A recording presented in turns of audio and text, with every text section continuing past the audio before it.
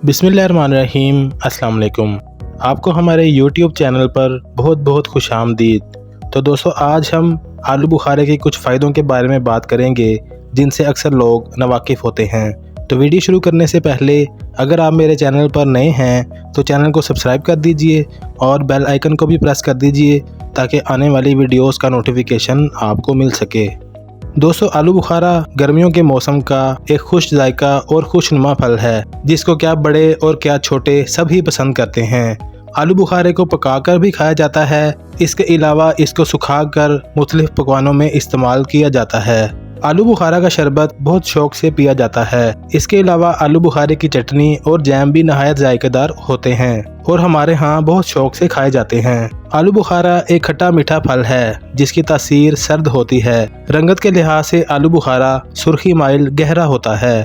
दोस्तों, आलू बुखारा पाकिस्तान, भारत, अफगानिस्तान और ईरान में पाया जाता है। आलू बुखारा में vitamin A, vitamin B, vitamin C, vitamin E और विटामिन के पाया जाता है। इसके अलावा इसमें calcium, iron, potassium, sodium, phosphorus, zinc, selenium और मैग्नीशियम बकसरत पाए जाते हैं। आलू बुखारे के तिब्बी फ़वाइद। आलू बुखारा कब्ज़ कुशा है। आलू बुखारा खून को साफ़ करता है और खून की कमी को दूर करता है। आलू बुखारा जिल्द और चेहरे की शदाबी के लिए मुफीद है। आलू बुखारा ब्लड प्रेशर को नॉर्मल रखता है। आलू बुखारा सरतान के मरीजों के लिए फ़ायदेमंद होता है।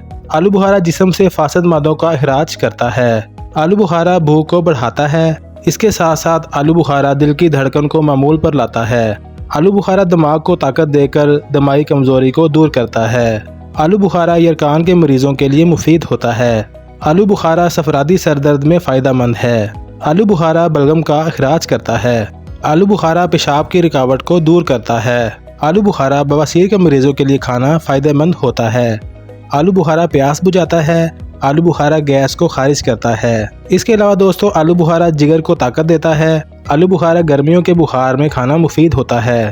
तो नाजरीन, आपने सुना कि आलू बुखारे में अल्लाह ताला ने हमारे लिए क्या क्या फ़वाइद छुपा कर रखे हैं। हमें इससे भरपूर फ़ायदा उठाना चाहिए ताकि हम किसी भी ख़तरनाक बीमारी से बच सकें। आप अपनी ज़िंदगी में सब्जियों और फलों का इस्तेमाल ज़्यादा से ज़्यादा करें क्योंकि ये तवील उम्री का सबब बनते हैं। अल्लाह ताला हम सबको सेहत और तंदुरुस्ती अता करे, आमीन।